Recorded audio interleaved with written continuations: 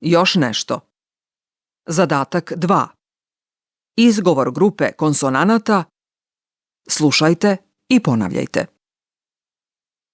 Crven, kontrola, četvrtak, država, crn, strina, crnogorski, sestra, pomfrit, pastrmka, pršuta, trpezarija, lingvista, sportski, grmljavina, grlo, raskrsnica, skrenuti, pocrnjeti, vrh, crkva, krstarenje, prtljag, ukrcavanje, ispred, ekonomistkinja.